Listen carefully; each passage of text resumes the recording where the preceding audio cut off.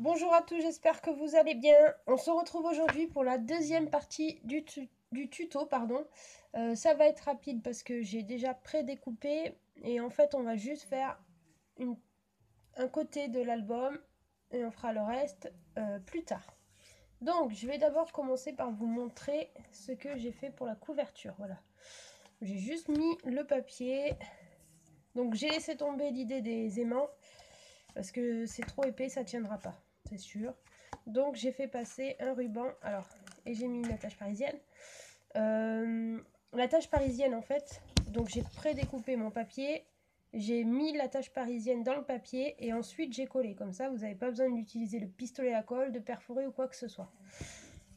Pour le ruban, je l'ai fait passer sous la tranche ici, parce que, bon, ben, celles qui me connaissent dans mes tutos, il y a toujours une boulette. Et donc au final, au départ, je l'avais fait passer ici. Il y est toujours d'ailleurs dessous, parce que j'ai pas réussi à l'enlever, parce que quand on colle avec ce double face, ben, après c'est foutu. Sauf que si on ferme, ben, forcément la sortie du ruban, pardon, était là-dessous, donc ça posait problème. Donc voilà, j'ai fait comme ça, j'ai mis le papier à l'intérieur. Deuxième boulette ici, j'ai une bulle d'air, donc c'est pour ça que vous voyez, ça fait pas joli. Ici, c'est pas grave, la feuille ne touche pas. Pareil, troisième boulette. Mais bon, vu qu'il y aura le papier pour décorer, c'est pas grave, ça se verra plus. Donc voilà, on est déjà à 3 boulettes. Il y en a une quatrième. Mais ça, je vais vous le dire après. Alors, pour faire la suite. Donc là, on a notre album qui est donc comme ceci. On va faire ce côté. Sur ce côté, je vais faire une cascade. Alors, c'est pour des photos 10 par 10. Hein. Après, si vous voulez des photos taille standard, vous adaptez à votre taille de photo. Mais moi, souvent, quand je fais des mini-albums, j'utilise les photos 10 par 10. Voilà, c'est un choix personnel. Donc, là, je vais faire une cascade. Alors, j'ai coupé directement dans du papier imprimé. Pas de papier... Donc là, j'ai coupé 12 par 17,5. Par 17. 12 par 17. Je vous ai pas dit, pour cet album, j'utilise ce bloc-là. Parce que j'aime beaucoup ces petits personnages-là qu'il y a dans cet album. Donc voilà, j'utilise ça. Alors, on va pas coller de suite notre papier. Parce que je vais vous donner une petite astuce. Souvent, quand les personnes me montrent les cascades... Alors vous voyez, la dernière boulette, c'est celle-là. Le papier, il n'est pas dans le même sens. Bon, c'est un petit détail. Alors souvent, quand les gens vous montrent leur cascade, ils collent sur le papier. Et du coup, je vais essayer de vous montrer. Du coup, quand vous ouvrez, vous voyez la bande là. Moi, je trouve ça pas très très jojo. Donc, ce qu'on va faire, c'est qu'on va venir faire des repères sur notre papier. Alors je vous ai pas dit, là ça fait 11 par 12 et à 12 on plie à 1 cm, voilà, pour faire ça. Donc là on vient positionner notre papier comme on aimerait qu'il soit placé sur notre feuille. Bon, moi ça doit pas être très droit, bah, ça part en cacahuète. Alors je vais essayer de prendre un crayon sans faire tomber le téléphone. Tchac, réussi. Donc vous faites votre repère au crayon à papier. Tac. Vous ouvrez. Hop, vous maintenez bien votre papier de façon à ce que ça ne bouge pas trop. Vous prenez la deuxième, vous la mettez contre. Ouais, remarque, vous n'avez pas besoin de prendre la deuxième, vous faites le repère en dessous. Bon, ça va me casser les pieds. Je vais tailler et je vais mettre en place et après je couperai. Donc on fait notre première entaille dans le papier. Alors, pas trop près du bord. Votre repère, vous le faites pas trop près du bord, sinon le papier va se déchirer à la longue. Quand vous allez faire votre ouvrir, fermer votre cascade, à force ça va déchirer. Alors moi je fais pas la cascade avec la tirette. Hein. Je fais au plus simple. Cascade normale, c'est déjà très bien. Hop. Mais décidément, je pense que je vais pouvoir changer de cutter. La lame, elle ne va plus couper. Donc voilà notre entaille. Ici, on va venir couper en biais.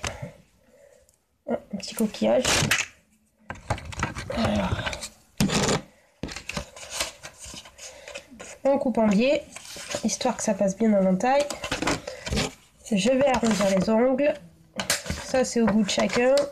Donc là aussi, j'ai pris du papier imprimé parce que en fait, je pense que ici, je vais décorer un petit peu et la photo sera juste à l'arrière. Je sais même pas ce que je vais mettre comme photo.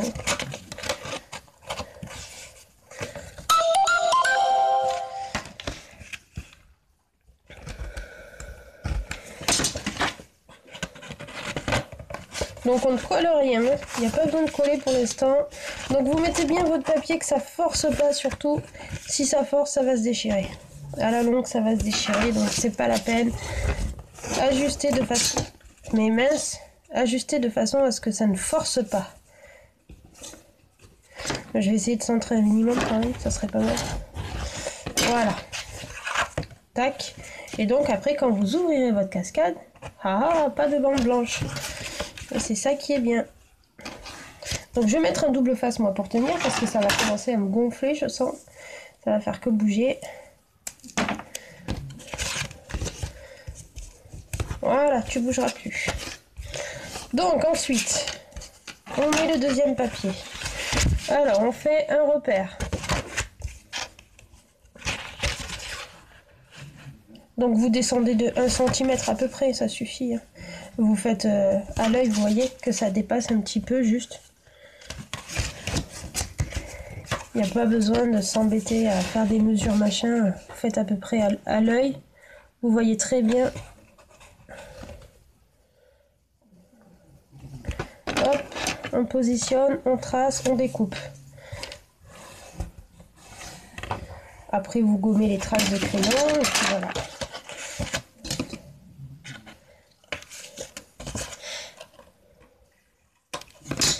Tac. Après on peut ancrer les bords, on fait ce qu'on veut. Hein.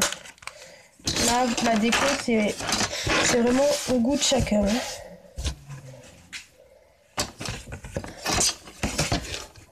Donc là c'est pareil, ça sert à rien de coller le papier à l'autre papier. Hein. Laissez vraiment l'espace de 1 cm à peu près.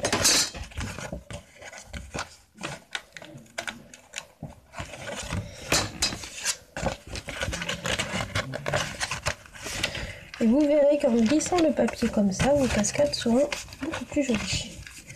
Alors là c'est pareil, il faut essayer d'aligner les papiers de façon à ce que ça soit... qu'il y ait une continuité.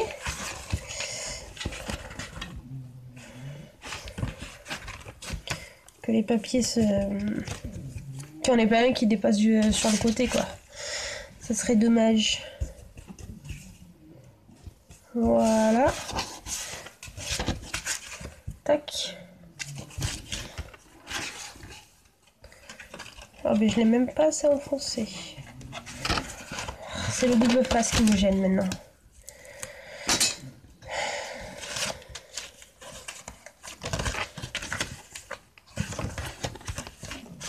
Voilà. Je vais y arriver. Et il nous reste le troisième papier à mettre.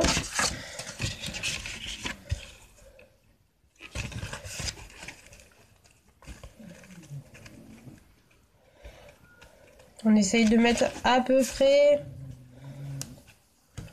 la même longueur. Mais je vous dis, moi je mesure pas.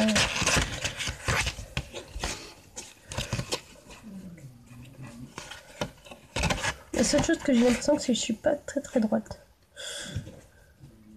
De toute façon, même avec une ligne et un ciseau, je sais pas découper droit, donc faut pas m'en vouloir.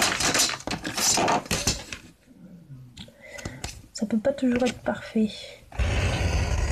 Donc là, j'ai mis que 3, mais on peut rajouter d'autres papiers encore. Hein. J'ai mis 3 pour pas que la vidéo dure trop longtemps. Tac.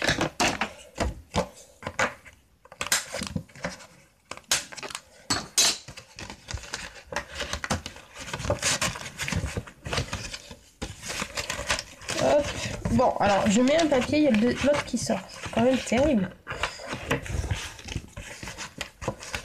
Tac. Et tac. Vous voyez, on peut en rajouter même 2 de plus, hein, je pense. Donc ça, on va le coller. Donc, alors là, il faut faire attention que notre papier, ce coquinou, ne sorte pas. Parce que là, si ça sort et que vous mettez le double face, après, de toute façon, c'est foutu. Hein. Je dis ça parce que ça m'est déjà arrivé, évidemment. Hein. Je dis pas ça pour rien. Si je dis ça, c'est que ça m'est déjà arrivé. Et moi, je suis pas patiente. Comme dirait une certaine Agnès. Voilà. Donc, c'est là que ça se corse. Il faut ne pas se faire avoir par le papier. Ne pas le laisser sortir. Si vous n'êtes pas sereine, n'utilisez pas le double face comme ça. Hein. Utilisez le merdique qui se décolle à la longue, mais n'utilisez pas celui-là si vous n'êtes pas sereine. Parce que là, une fois que celui-là il est collé... Bon, j'ai un petit décalage. Rien de méchant, regardez. Là, il n'y a pas de décalage. Ici, avec quoi? Quelques millimètres, hein. C'est rien. On voit juste un peu la pointe. Et donc là, pareil, alors, moi, ce que j'aime bien faire, quand je fais une cascade, une fois que j'ai fait ma cascade, ici, en général, je colle une photo aussi. Comme ça fait pas vide. Une fois que vous arrivez à la dernière photo, vous collez une photo là. Ça fait pas vide. Donc, je regarde dans quel sens je suis parce que je suis capable de coller à l'envers aussi. Vous le savez. Ça m'est déjà arrivé d'envoyer des cartes et au moment où on ouvre la carte, on se rend compte que c'est à l'envers. Mais bon, c'est ça le fait même, hein, je crois. Alors, c'est bien collé, parce que là c'est pareil, si je me foire, c'est foutu. Je sais pas pourquoi je le sens pas.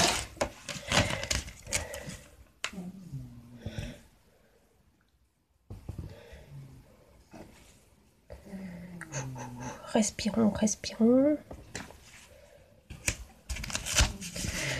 Oui, c'est bon. Parfait. Donc voilà notre petite cascade. Alors après, ce que vous pouvez faire, que j'avais fait dans l'album du zoo, celui que je vous avais montré qui était parti en cacahuète, vous pouvez mettre par exemple une attache parisienne ici, avec une ficelle, ou mettre une genre d'étiquette qui fait que vous mettez une ficelle ou un ruban qui relie le haut et le bas pour que ça reste fermé. Là, ici, par exemple, je pourrais mettre des aimants. Mais je vais laisser comme ça. Et donc, voilà pour la deuxième partie du tuto. Donc, on se retrouvera pour faire l'intérieur ici. Je sais pas, peut-être un livret. Je pense pas que je vais faire... Ou si, peut-être que ici je rajouterai des pages. Faire une petite reliure en U. Avec peut-être 2-3 pages. 2 ou 4 pages. Nombre pair, c'est plus simple. Je vais réfléchir. Et je reviens vers vous. Peut-être, je dis bien peut-être samedi. Sinon, ça sera la semaine prochaine, la suite du tuto. Voilà. Sur ce, je vous souhaite une bonne après-midi. Et je vous dis à très vite. Ciao, ciao!